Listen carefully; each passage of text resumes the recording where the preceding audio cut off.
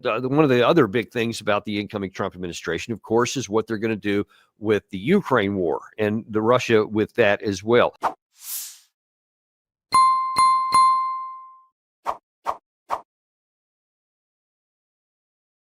And kind of to set the stage for some of the questions I'll ask, I want to give a quick update of the tactical situation so people can see. Oops, lost on my screen. There we go. Wanted to see kind of what's going on, because these is going to, what's going on the ground is what's going to end up shaping what can happen in the diplomatic arena here. And really, there's been in just even the last 36 or so hours, there's been a lot of updates, even in the northern part here, up in the Kursk area. The Russians can have, again, after some weather-related pauses, have continued to squeeze in from the flanks. In the western flank here, they were able to take yet more territory, and it's squeezing further down here. They're already having, because of the attacks that are going on here, they're moving closer to the one remaining major artery that the Ukraine side can use to get troops in and out, supplies in and out. And if they cut this stuff off here, they won't even have to take Suja the hard way or any of these things up here. Once these things get cut off, then the whole thing will wither and die on the vein. So I'm thinking that's probably what they're going to do. There's been an additional, just in the last 24 hours, information of attacks up in the Kharkiv area. Now, this has been kind of a stoic place for a long time. There's just been, periodic attacks back and forth across the lines, which basically haven't even moved for the last 6 or so months. But now all of a sudden, the Russians are starting to move a little bit more forward here. Now, that's interesting and noteworthy, because another new area is down here in the Kupiansk area, has also been moving forward. And there is some indication that the Russians may be moving in a direction forward here, when they had been moving in this direction here, but they may be thinking, hey, we're going to try perhaps a new offensive early in 25 that's going to try and bring these two things together here. There have been a number of troops that have been seen up in these areas around, which would not be hard to move into effect there. But in any case, there are Russian tactical advantages in both Kupiansk and in the Kharkiv area. And then also in let's see, I think it's the Chasiv Yar area.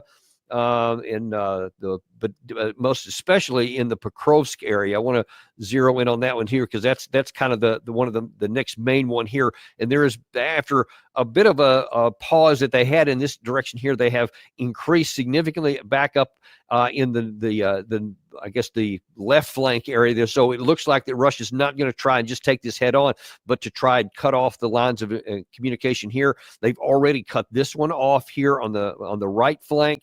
They're moving now on the left flank, and very soon this is going to be an untenable situation for the Ukraine as well. And as I think you and I've talked about before, beyond the Pokrovsk area, there are very few defensive fortifications left. And as a lot of reporting has been showing over the last couple of weeks, it doesn't, even in the areas where Ukraine had good defensive fortifications, they don't have the manpower to actually use them, and Russia continues to move forward. So literally everywhere you look across the line, and we could even go all the way down into the southern part of the Kherson Oblast. There's actually been a lot of activity right here on both sides of the line, actually beyond the line for the Russians. They've been bombing more areas here. And we're going to talk about this area right over here by Moldova and the Transnistria.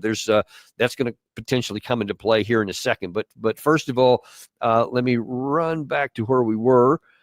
And so that's the issue on the tactical situation, with trying to figure out what Trump's going to do. So, and this is just to continue on from the last time you were on the show here. Russia has continued to methodically move across. Everything is in their favor. The manpower, the defense industrial base, their air power continues, their air defense, all those things that they have had continue, and actually in some categories are expanded beyond what they were before, and everything is shrinking on the Ukraine side. They can't mobilize enough people. The people they get are unqualified. They've had a lot of tactical errors in how they've been employing their troops, and the morale is literally going through the ceiling or the floor as they're trying to fight a clearly unwinnable fight. And then on top of all that, here comes Donald Trump, absolutely saying he's going to find a negotiated settlement. So the question is even more so for the Ukraine side, what are they fighting for? Now then, here we get to what is Trump's objective going to be. In his hearing a couple of days ago for Secretary of State Marco Rubio, he was asked, what is the administration's plan going to be? Here's what he said. The problem that Ukraine is facing is not that they're running out of money, it's that they're running out of Ukrainians. There's a size differential here that's important. Now, what Vladimir Putin has done is unacceptable. There's no doubt about it, but this war has to end. And I think it should be the official policy of the United States that we want to see it end. Now, what that master plan looks like it's going to be hard work. This is not going to be an easy endeavor, but it's going to require bold diplomacy. And my hope is that it could begin with some ceasefire. And we're going to have, in order to achieve objectives like the one that needs to occur in Ukraine, it is important for everyone to be realistic. There will have to be concessions made by the Russian Federation, but also by the Ukrainians, and the United States lend itself there. It's also important that there be some balance on both sides. In essence, it will be difficult to achieve this objective of a ceasefire and ultimately a peace settlement unless both sides have leverage. Okay, now there's a couple of things in there I want to zero in on. We'll take them in order that he said them. First was, he said, well, I think the first thing is there will need to be some sort of a ceasefire and a pause in the fighting so that we can do some negotiations. Sergei Lavrov a week or so ago said, "Niet, no ceasefire, no pause, no tactical anything. We are looking for a solution to the war, or we're going to keep on fighting." So what do you think is going to happen, first of all, if Trump comes in and says we want a ceasefire, and that's one of his initial negotiating positions, and the Russians just say no? Well, they're not going to get a ceasefire. The Russians would be nuts to agree to a ceasefire. They're on a roll. Why would they agree to a ceasefire, which would give the Ukrainians and the West a time to reconstitute the forces and get ready to fight against the Russians in much better shape than they are now? So there's not going to be a ceasefire. I think there are two ways this can play out. One is that the Trump administration agrees to Putin's demands and you get an agreement, you get a peace agreement. And the two main demands here are, number one, that NATO, that Ukraine never becomes a part of NATO, that Ukraine is a neutral state. That's demand number one. And demand number two is that the West recognizes that the 4 oblasts that Russia has annexed and Crimea are now Russian territory and will be Russian territory forever. Putin has made it clear that those two conditions have to be accepted to get a peace agreement. I find it hard to believe that Trump would accept those two terms. And if he did, that he could get support for that agreement in Ukraine and in the West, especially in the United States. So I don't think you're going to get a peace agreement. The alternative is that the war will go on, and at some point the Ukrainians will collapse, and you'll end up with a frozen conflict. And this will be a disaster for Trump because it will look like he lost the war. Joe Biden has done a brilliant job of kicking the can down the road so that when Ukraine finally collapses, the Ukrainian army finally collapses, Trump will be blamed, not Biden, who should be blamed. But these are the two choices Trump has. Either he agrees to Putin's terms and you get a real peace agreement, or the war goes on, Ukraine loses, the West loses, and Trump is in real political trouble as a result. We had Doug McGregor on here yesterday, and we were asking him what his advice would be to Trump if he could give it. And he says that he should literally not care what anybody says in Kiev or elsewhere, and says, or his detractors here, because he also mentioned that same thing about what the Biden administration had clearly set up to try to blame Trump for what happens next. And he said that he thinks Trump should just say, okay, it's going to be those 4 oblasts. And I tell you what, we're going to stop all of our support. We're going to withdraw all of our military personnel and anybody else from Ukraine until you guys make a negotiated settlement on whatever terms you can get, whether they agree to or not. Because if Trump were to do that and to cut off the supplies, even according to what Zelensky said about 2 months ago, oh yeah, we wouldn't last 2 weeks. The war would be over pretty quick, which is ironically what Putin said about a year ago. Now, that would be a really hard thing to do, and it would, cause a lot of angst. But do you think that, realistically speaking, that might be preferable to what would happen if the fighting continues from the Western perspective? It would absolutely be preferable. It would be preferable from Ukraine's point of view. Ukraine has no interest, as you and I have argued on numerous occasions, in seeing this war continue. And I think what they ought to do is accept Putin's terms, in large part because they have no choice. They're losing on the battlefield. And continuing the war is worse than settling it now. The problem is that it's politically difficult, if not impossible, for Trump to do this. I think Doug is right in what Trump should do. Cut the deal now. But actually doing that's another matter. Well, it certainly is. But that's why they're paying the big bucks, as they say, that as to be president of the United States. And I was actually on Tucker Carlson's show a couple of days ago, recorded it, rather, hadn't actually aired it yet. But one of the things that he said, it really stuck with me, that Tucker suggested was, when we were again talking about this issue of how things would be perceived, he said, I think Trump should just say, I don't care what anybody says, because I know that his political opponents are not going to like him. So he should just do what makes sense for his people and the people that voted for him. In large part, one of the big reasons was because he was going to bring this to an end. He said those people would be happy, and the other ones are never going to be happy anyway. So I truly hope that Trump takes that course of action. Yeah, I agree with you completely. But my only point is it will not be easy to do.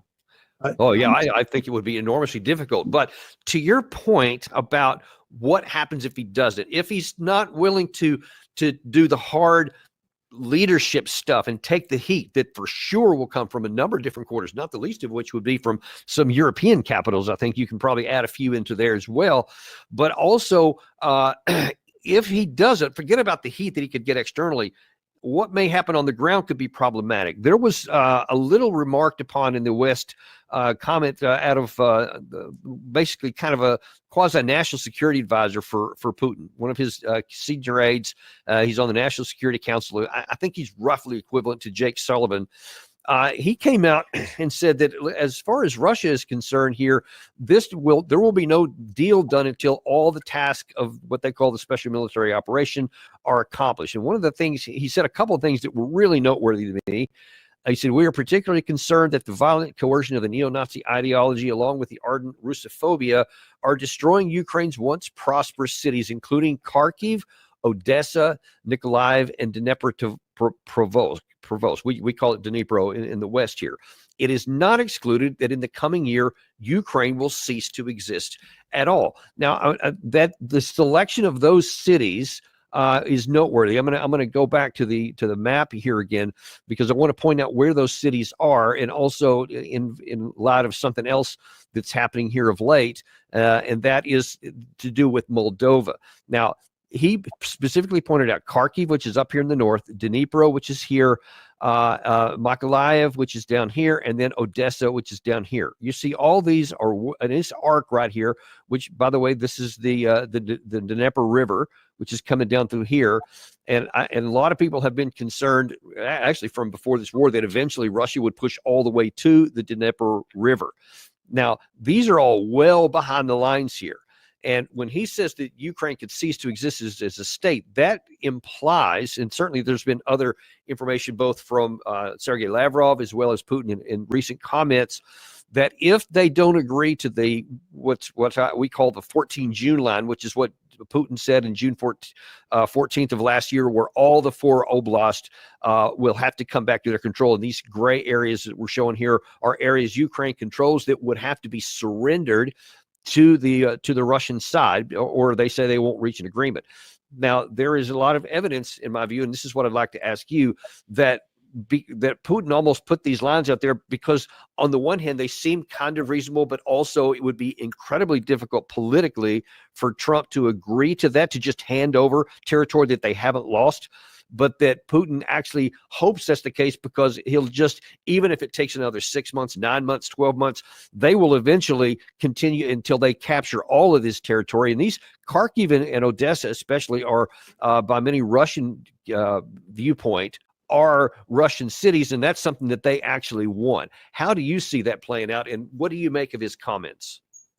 Well, I've argued for a long time, Danny, and I mean a long time, that the Russians are likely to take those oblasts that are to the west of the 4 oblasts that they have annexed. You know, I remember, by the way, one of the first times we had you on our channel, you said you thought they would take 8 oblasts, not just the 4 that they did. I remember that. Yeah, and it may even be 9 or 10. It remains to be seen. They may not, but I think it is likely, I'm choosing my words carefully here, that they will take additional territory. You want to remember that as long as NATO continues to insist that Ukraine will be brought into the alliance, the Russians have great incentives to take more territory rather than less. They have a deep-seated interest in turning Ukraine into a genuinely dysfunctional rump state. And doing that is facilitated by taking more territory than they now control. And this is why you and I have argued for a long time, some sort of agreement should be reached now before the Russians take any more territory or have an incentive to take more territory. But nobody, of course, has listened to that. And we continue to talk about bringing Ukraine into NATO. And that gives Russia a very powerful incentive to take more territory. And I think that is the direction that you're headed in. One other thing that might be a kind of in a near-term triggering mechanism, perhaps. I mentioned the Moldova there, and I showed where that was in Transnistria. I mentioned earlier on the map. There has been an issue that was ironically precipitated by Volodymyr Zelensky of Ukraine, when after all this two and 3/4 years, basically, where they were allowing transit of Russian gas to go to some elements in Europe, they actually decided to shut that off on January 1st. So they decided not to renew that, so the gas cut off. One of the biggest problems with that cause is that Moldova was getting its energy supports from there. Moldova is conversely providing electricity and stuff to the Transnistria area. And so now then they're operating at the moment on coal reserves, et cetera, because they had those. But apparently they only had about 6 weeks total of that. And somewhere around the first half of the month of February, that's going to be cut off. And so there won't be any gas. In fact, the Russian media is reporting, as you see in this report here, is that the gas crisis in the Republic of Moldova and PMR region, I think that's what they call the Transnistria, began after Kiev refused the Russian transit after January 1st. Since January 3rd, rolling blackouts have begun in the PMR, and there is no heating, hot water in apartment buildings while the air temperatures outside is below zero. Now, there is some concern, and let me run one more time back to my map here, that could be used. In fact, one of the thoughts is that Russia may be wanting to use this as a pretext to say, hey, we have this, all this territory is in between us and here. All of our Russian people are in this strip here called the Transnistria, and they may try to force a crossing across the Dnieper River down here, move across to, quote, relieve the pressure on their people here, which of course would then cut off Odessa. And now you have some real problems with that. And once you start moving down here, then all kinds of things become possible. If the Russians are able, and that's a big question mark, to break through the Ukrainian defenses in this part, then the whole thing could come unhinged, and the whole nature of the war could change pretty quick if that's to happen. What concerns do you have that the Russians may be thinking about doing something like this once the electricity runs out here in about 4 weeks? I'd be surprised if the Russians did that. I think at this point in time, the Russians are concentrating on winning the war along the Eastern Front, as you described it before. And I think if they do take Odessa, they want to take it from the east. It is possible that somewhere down the road, they may use those troops in Transnistria to help them accomplish that goal. But I think that that is unlikely and not of great importance. The key question is whether or not the Ukrainian forces in the east will collapse, and that will allow the Russian army to move westward with relative ease. That's the key issue here. You know, when you were outlining the state of the war before, and given that excellent description of what's happening in terms of territorial conquest along the front lines, I was saying to myself, that's one dimension to the issue. The other dimension to the issue is the fact that the Ukrainians are suffering enormous casualties. I think much greater casualties than the Russians are suffering, in large part because of the imbalance in air power, artillery, and drones. And I think at some point, the Ukrainian army is going to collapse. You can see evidence that the wheels are coming off. And I think that once that happens, once the Ukrainian army begins to unravel, the Russians will be in a position to move eastward. And I think they know that, and that's what they're concentrating on. I think Putin has been very smart is keeping his eye on the ball, not getting distracted, not worrying about what's happening in Syria, focusing on what's happening in Ukraine. And I think that they're looking for an opportunity once the Ukrainian army begins to really seriously fall apart, to exploit that opportunity and move into places like Odessa and Kharkiv. Yeah, it would certainly be a lot easier then and a lot less costly than if they'd have tried a forced operation. So we'll have to see what that can happen, because I've long feared that the Ukraine army could just collapse at some point, and we just don't know when that may or may not even happen. One last question before we shift to a different topic. Given all of these realities we just talked about on the Russia-Ukraine war and the imbalance of the power on the two sides, what do you think Trump will try to do when he comes into force here? I mean, when he comes into office on next Monday, do you think that he will try to reach some kind of an agreement, or do you think that he'll just try to say, hey, we're going to go for something big to make us look good, but knowing presumably that it's not going to succeed and just kind of letting this take on a life of its own? How do you see that playing out? Well, what can he do to make us look good? Joe Biden would have done that if that was a serious option. It's not a serious option. Trump can't up the ante militarily against Russia because we just don't have the weaponry that we can give to the Ukrainians to make a meaningful difference in this conflict. If that weaponry existed, if there was some sort of magic formula, Joe Biden would have discovered it. Trump has no choice but to negotiate. And as we were saying before, the $64,000 question is whether he can get a deal. You know, they're talking about, let's have a ceasefire. This is a non-starter, as you pointed out. And then you come back to the question of whether or not they're going to agree to the terms that Putin has put on the table.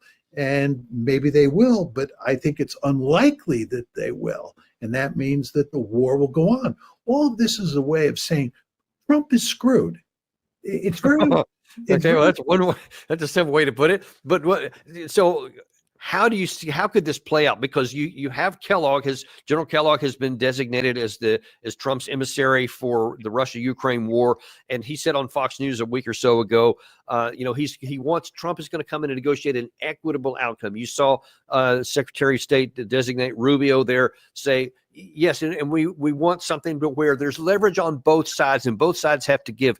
Maybe in a perfect world that would be the case, but it's not a perfect world. It's the real world, and there's not. So what is going to physically happen if Trump's team tries to apply these kinds of things? I mean, what's going to happen on the ground?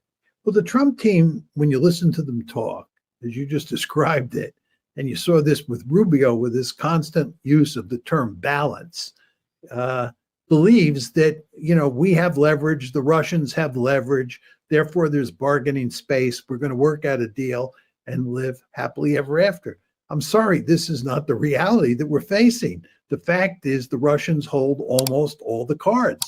They're winning, and we have no way of rectifying the situation. They're in the driver's seat. They're driving a hard bargain. And again, because they believe they're facing an existential threat, they're not screwing around in Ukraine. They want to get a deal that secures their prospects for survival over the long term. So they're going to play hardball, and Trump is going to have to make serious concessions because of the imbalance of power that exists with regard to this particular war. And the question again, is he willing to make those concessions?